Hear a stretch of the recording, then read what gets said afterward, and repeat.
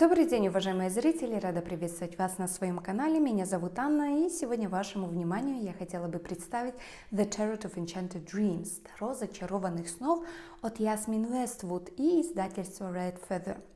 Несмотря на то, что премьера данной колоды состоялась 15 декабря 2019 года, не так давно я узнала о ее существовании.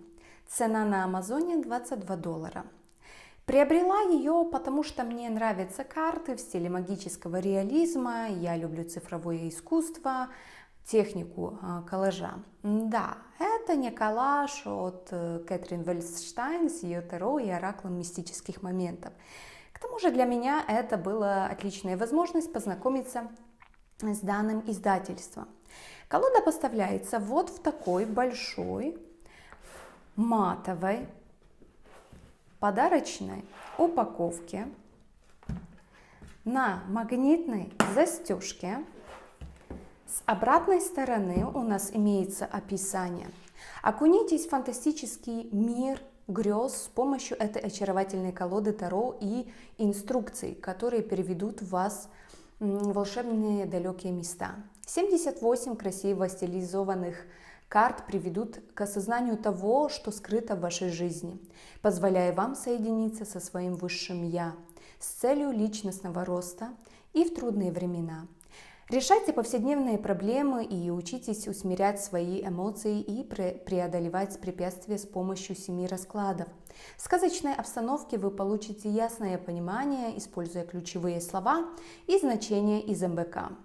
И продвигайте свою жизнь вперед с помощью специальных аффирмаций и заданий, которые помогут вам в вашем развитии.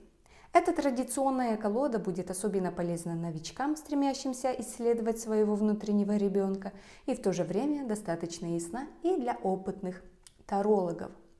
И также 3 отзыва о данной колоде. Кстати, я прочла в статье на сайте издательства о том, как издавалась данная колода, почему вы можете увидеть только женщин на картах, ну и так далее. Об этом я расскажу, когда будем рассматривать изобразительный ряд колоды. Набор у нас состоит из цветной иллюстрированной книги и карт. К сожалению,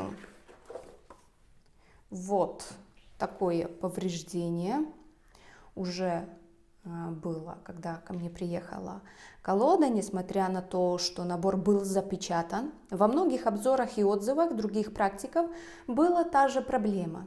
И, кстати, атласной ленты для удобного извлечения карт здесь нет, но есть вырезы. Итак, в 143-страничном мануале бумага плотная, матовая. Здесь написано, что колода посвящается всем тем, кто сидел в школе, в своем классе и мечтал о волшебных странах. Добро пожаловать в мой мир. Дальше содержание. Предисловие, в котором говорится о Таро как инструменте саморазвития, о том, что руководство написано в таком формате, который позволит вам вести дневник. То есть интерпретация каждой карты дополнительно содержит вопрос, который стоит себе задать, а также аффирмацию и задания, которые необходимо выполнить. Дальше. Вступление, в котором нам автор рассказывает, что такое Таро, ошибочные представления о Таро, как выбрать свою колоду, как ее хранить, как ее чистить, этика таролога и как Таро может нам помочь. Дальше мы видим очень сжатый, но красочный раздел, состоящий из нескольких предложений о старших арканах. Таким образом оформлен раздел о младших арканах, где очень сжата и кратко описана информация о мастях, и раздел о придворных картах. Дальше обширный раздел о том, как интерпретировать арканы, о том, как их запомнить, и 7 раскладов. Трехкарточный, 4-карточный расклад на отношения, 5-карточный, 7-карточный расклад на отношения, 10-карточный кельтский крест и 12-карточный астрологический расклад. Дальше, и 16-карточный расклад. Дальше, миниатюры старших арканов и непосредственно их интерпретация. Кстати, в книге цвет страниц, на которых изображены старшие арканы, имеет более бежевый оттенок. Давайте рассмотрим интерпретацию на примере нулевого аркана. Некоторые моменты я буду пропускать, потому что это занимает очень много времени. Итак, цитата Гийома Аполлинера, ключевые слова по классике, значение. Карта «Дурак» в раскладе может представлять возможность для новых начинаний. Речь идет о прыжке веры, который мы не знаем, куда приведет, но все равно идем. Вы опасаетесь кого-то или чего-то? Доверьтесь Вселенной и отпустите все страхи. Просто знайте, что это путешествие изменит вас, и многие уроки будут усвоены на этом пути. Путешествие в 1000 шагов начинается с первого шага, каким бы сложным он ни казался. Карта дурака означает начало нового жизненного цикла. Он также может демонстрировать наивность или невинность. Что-то новое и непредсказуемое может вот-вот пересечь ваш путь. Так чего же вы боитесь? Подойдите к краю и летите. Вопрос. Если вы бы могли начать любое дело, зная, что оно будет успешным, что бы вы сделали? Аффирмация. Сегодня я говорю «да» новому приключению. И задание. Начните сегодня что-то новое. Что это будет? Таким образом, у нас прописаны и младшие арканы. В самом конце у нас благодарность и информация об авторе. Что касается мануала, очень круто оформлен, все в цвете. Лично мне понравились вопросы, задания, цитаты. Единственное, что смутило, это то, что информация растянута. Зачем несколько абзацев о старших, например, арканах нужно растягивать на 2 страницы? Вот этого я не понимаю. Я не буду цепляться к размерам рисунков, карт, потому что многие издательства такое практикуют. Тем более кто-то, например, едет домой с работы в общественном транспорте или перед сном, захочет почитать эту книгу и может рассматривать и изучать карты с помощью вот таких больших рисунков. Но не в этом суть. Давайте перейдем к основной части этого видео. Итак, как мы видим, срез у нас позолоченный. Напыление таким вот немного металлическим эффектом незначительно остается на руках и на рабочем месте. Карты большие, люди все-таки с маленькой ладошкой будут ощущать дискомфорт. Но также все зависит от личных предпочтений. Картон здесь плотный, но эластичный. Карты не тонкие, покрытие деликатно глянцевое. Качество печати здесь все-таки, я бы сказала, среднее. Могло бы быть и лучше. Это можно увидеть на более таких темных участках некоторых карт. Вот, например, на рубашке. Потому что, как я понимаю, фишкой прорисовки в этой колоде является вот такой эффект размытия, дымки, чтобы придать больше загадочности этой колоды. Ну что ж, давайте поближе познакомимся с нашей колодой. Итак, поехали. Дурак. Ну, как вы сами видите на первом аркане, да и на других тоже, что некоторые карты созданы из потолка, в которой нет никакой логики. Посмотрите на символизм этого аркана. Это больше все-таки напоминает колесо фортуны. Маг. Итак, здесь отсутствуют мужские фигуры, что не было создано намеренно. Как говорит сама автор, ну так вышло. И давайте поговорим немножко о создании самой колоды. Автор в своем интервью рассказывает, что после того, как она переехала с сельской местности в бушующий жизнью город, она упала в депрессию и словила себя на мысли, что нуждается в помощи.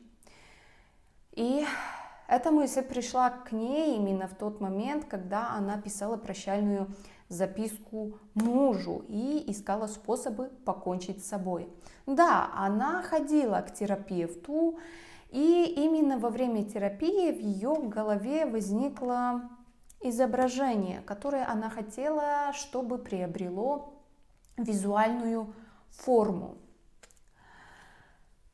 Она начала изучать техники фотошопа, и ей удалось воспроизвести видение своего разума. Это была тройка мечей.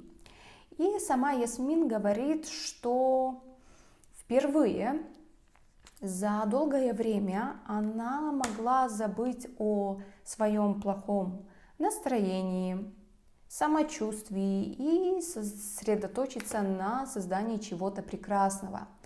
Поэтому она считает данную колоду в каком-то роде терапевтической. Кстати, Вествуд вообще не позиционирует себя художником. Все изображения, которые она создавала, имели для нее какое-то значение. Они раскрывали ее чувства в конкретной ситуации или к людям, которые повстречались на ее жизненном пути. Продолжая создавать изображения, она поняла, что их можно использовать для создания колоды Таро. То, что на каждой карте изображена полная луна, это скорее, знаете, как забаганка автора, потому что она ее любит. Именно в полнолуние у нее в ее жизни было очень много значительных событий, да, и она сама родилась также в полнолуние. А то, что в колоде нет мужчин, это не было сделано намеренно. Автор полагает, что это было связано с тем, что она потеряла женственность во время темной ночи своей души. И, кстати, в начале 2022 года,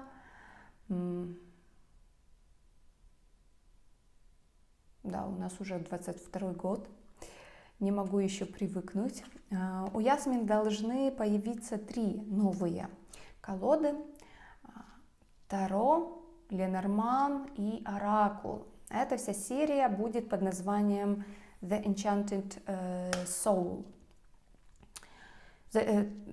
Зачарованная душа. На ее инстаграме особенно Оракул выглядит невероятно красивым, а Таро будет более проработанным с точки зрения прорисовки. Тройка чаш.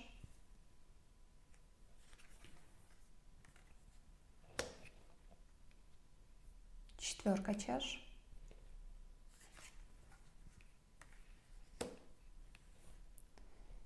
Пятерка чаш.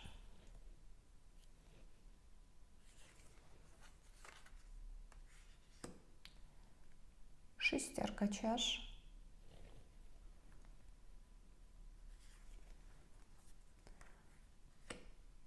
Семерка чаш.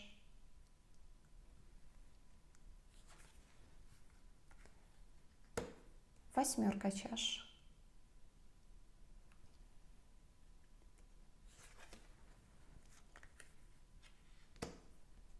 Девятка чаш.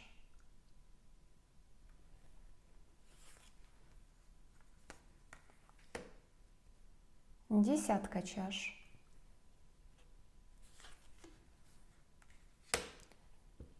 Паж кубков. Честно говоря, в этой колоде мне, ну вот, пажи, ну не очень нравится. Да и рыцари тоже. Рыцарь чаш.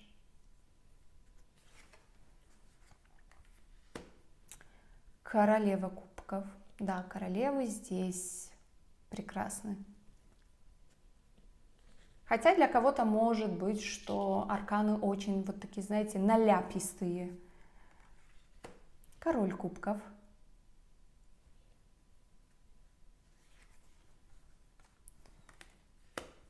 Туз мечей.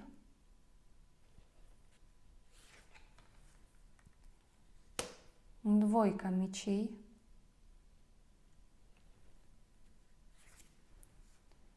Тройка мечей. Да, вот именно с этой карты началось все ее, скажем так, творчество и создание этой колоды. Четверка мечей.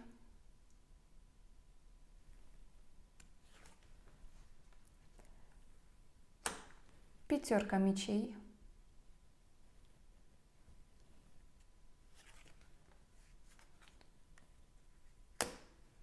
Шестерка мечей.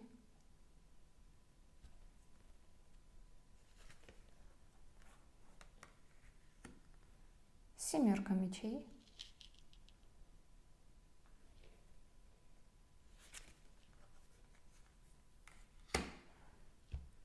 Восьмерка мечей.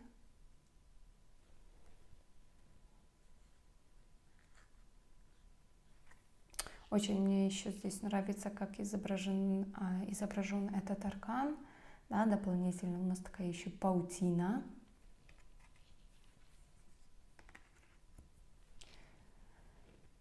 Девятка мечей.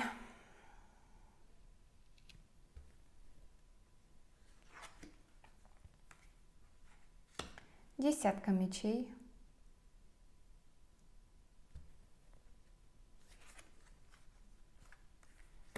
Паж мечей. Да, практически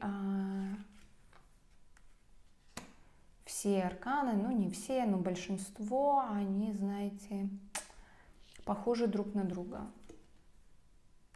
Королева мечей.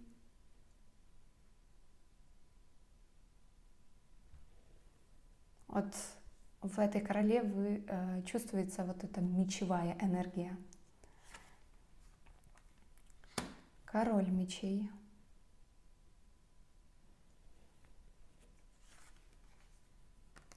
Туз жезлов.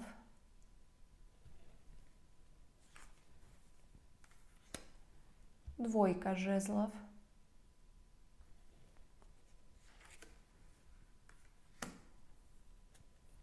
Тройка жезлов.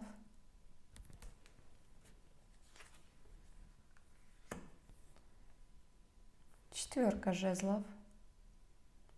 Да, иногда такие карты, изображения на картах все-таки немного размытые. И я думаю, что некоторым это может все-таки мешать во время работы. Семерка жезлов. А некоторым может вот будет мешать, знаете, само исполнение, да, то, что все-таки, да, колода, качество колоды, ну, среднее, ну, я не могу, вот, знаете, сказать, что вот качество отвратительное. Но, знаете, то, как сами изображения, вот, знаете, видно, что это коллаж, что это где-то что-то было вырезано, какой-то картинки. И нет вот этого, знаете, плавного перехода, вот, например, между девушкой и фоном, и не все карты выглядят, скажем так, гармонично.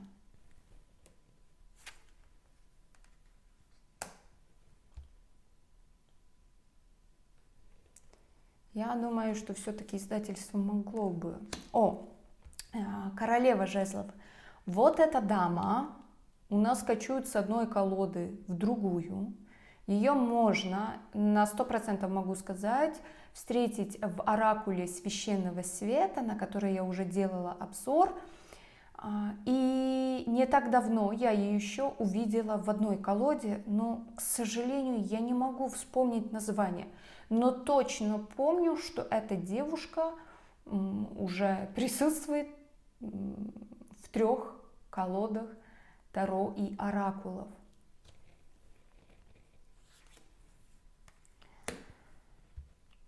Король жезлов.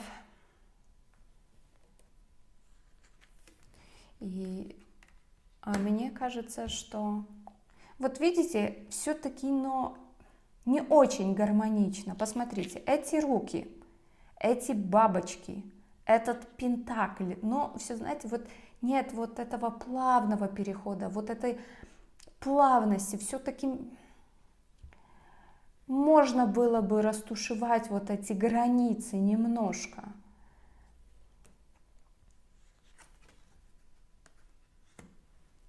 С таким успехом каждый из нас может вырезать картинки из журнала и приклеить на картон. И выслать в издательство.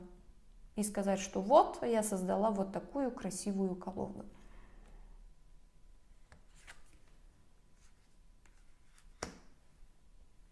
Но вот, например, да, 4 пентаклей. Она, посмотрите, она практически сливается со всем этим фоном. Видно очень хорошо резьбу, ее лицо и 4 пентакля. А все, знаете, ну, все-таки хотелось бы больше четкости, больше проработки. Мне вот кажется, что издательство могло бы взять какого-то своего художника и проработать с художественной точки зрения эту колоду. 6 пентаклей.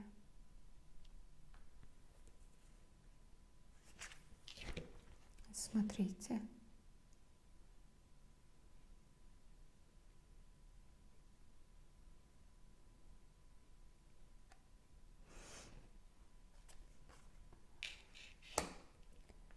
К сожалению, я не знаю, будет ли вам видно или нет вот эти все изъяны колоды, потому что перед тем, как приобрести данную колоду, я очень много смотрела и изображений на Инстаграме, и обзоры на Ютубе.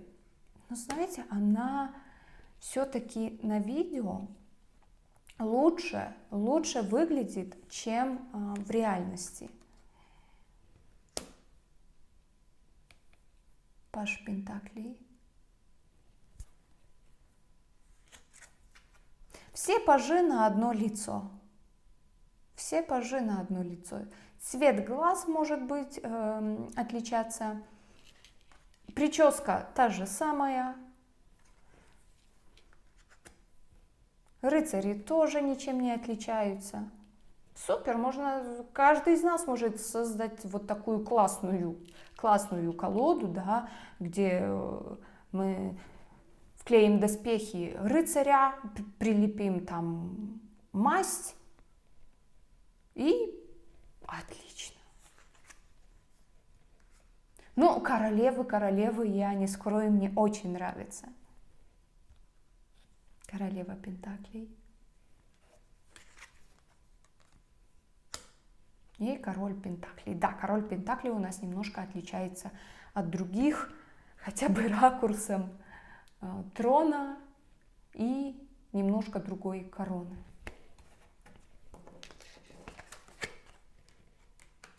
Ну что ж, подводя итоги, могу сказать, что колода, да, она волшебная. Подойдет для медитации, для каких-то бытовых раскладов, раскладов для Инстаграм. Честно скажу, ну не могу я с ней работать на серьезные темы. Почему приобрела? Потому что на Амазоне представлены только, знаете, красивые карты. На Ютубе они казались более четкими, насыщенными. Знаете, как бывает, понравилась колода, покупаешь, а потом смотришь на нее вживую, и разочарование. Я не могу сказать, что, вот знаете, сплошное разочарование, но все-таки немножко есть. Я думаю, что потенциал в этой колоде был, но здесь все-таки очень много недоработок. Качество, как сами видите, средненькое. МБК также растянули на 144 страницы. Ну вот, это мне очень не понравилось. Я люблю, знаете, лаконичность. Но вот что мне понравилось, это вопросы, аффирмации и задания. За это большой плюс. Люблю такие вещи, потому что именно такие мелочи могут нам изменить восприятие карты или ситуации. Напишите, пожалуйста, в комментариях, понравилась ли вам данная колода, какие ощущения вызвала. Может, все-таки вы решились на ее покупку. А я благодарю за просмотр. До новых встреч. Пока-пока.